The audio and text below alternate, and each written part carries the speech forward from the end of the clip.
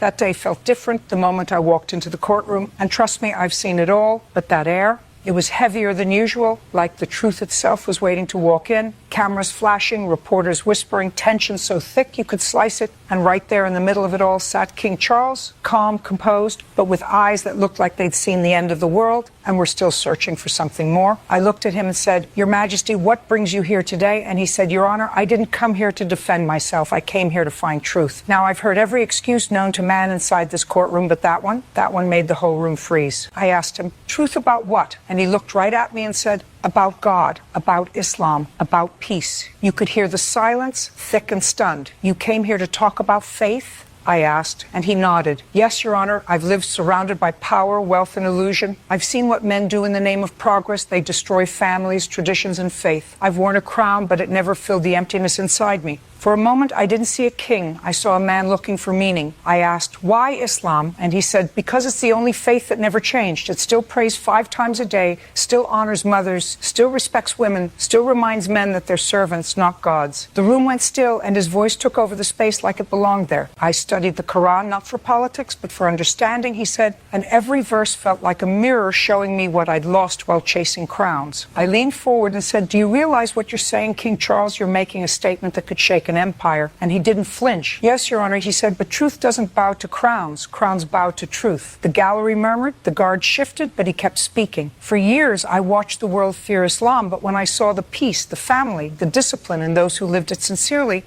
I saw something divine.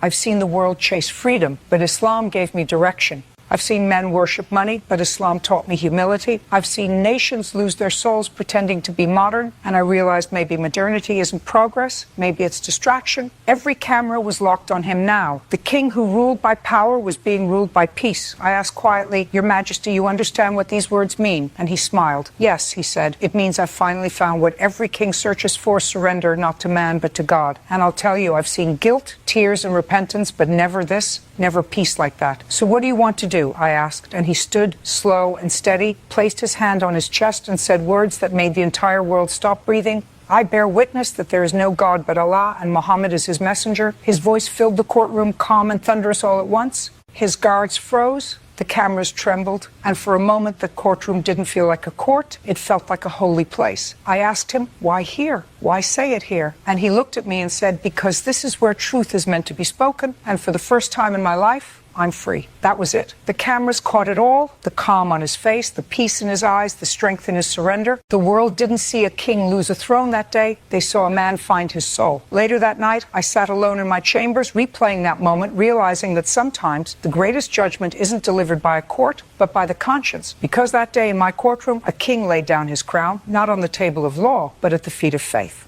After that day, the world went absolutely mad. Headlines exploding, news anchors screaming, analysts debating like they suddenly became theologians overnight, and my courtroom, the very same place that had once been filled with arguments over parking tickets and petty theft, had somehow turned into the stage of the century. Cameras camped outside for weeks, protesters on one side chanting against him, supporters on the other side holding signs that said, "Welcome home, Charles." And through all that chaos, I couldn't stop thinking about that look on his face, that peace, that calm that no crown or courtroom had ever given anyone before. I remember sitting in my chambers that night, staring at the empty chair where he had said those words, and for the first time in a long time, I didn't feel like a judge. I felt like a witness to something that belonged more to heaven than to history. The next morning, I got word that the king wanted to see me privately. No cameras, no advisors, no guards. So I agreed. When he walked in, dressed in simple clothes, no medals, no robes, just a man, he smiled and said, "Your Honor, I wanted to thank you." I told him, "Don't thank me, Charles. You did what most people spend a lifetime running from. You told the truth." He chuckled softly. "Truth has a way of setting people free, doesn't it?" And I said, "Yes, but it also has a way of making enemies." He nodded, eyes thoughtful. "I know," he said, "but peace isn't about being safe. It's about being right with God." He told me that after the hearing, his own advisors had begged him to deny everything, to call it a misunderstanding, a moment of emotional weakness, and he refused. "For once," he said, "I didn't want to live by a script written for me. I wanted to live by the truth written inside me," and I believed him. You could tell when someone was faking it. I'd seen too many tears rehearsed, too many apologies made for show, but this man wasn't acting. He'd already left the throne in his heart before the world even noticed. noticed. He said he'd been reading the Quran every morning since that day, waking before sunrise, bowing on the floor of his palace where once servants would polish the marble. Now a prayer mat lay quietly. It's strange, he said. I ruled over millions of people, yet I never learned how to rule myself. Islam taught me discipline. It taught me silence. He looked out the window, watching the morning light spill through the glass, and said, "Do you know what's funny, Judge? When you stop chasing the world starts chasing you. But this time, for the right reasons." I didn't know what to say. I just listened. You could hear sincerity in his tone, that same stillness that had filled the courtroom. He said his son was confused, his family divided, his staff terrified of losing everything, and yet he smiled and said, "They'll understand one day. Peace is contagious." I told him, "You've started something you can't stop now." And he said, "Good, the truth shouldn't be stopped." He laughed softly, but there was sadness behind it, the kind that comes from seeing what's fake for too long. Over the next few weeks, the story spread everywhere. The king who found Islam, the monarch who bowed to faith instead of power. Some called it betrayal, others called it awakening. The palace issued statements, the government scrambled, but the people couldn't stop talking. Muslims around the world sent letters, gifts, and prayers. Churches held discussions, and journalists who used to chase scandals were now quoting scripture. It was chaos, holy chaos, and I was right in the middle of it, the judge who'd witnessed the moment that shook the world. Reporters called me nonstop, trying to get my side, my quote, my exclusive insight, but I stayed quiet, because some moments aren't meant to be dissected, they're meant to be felt. A month later, I received a letter from him, handwritten, elegant, but simple.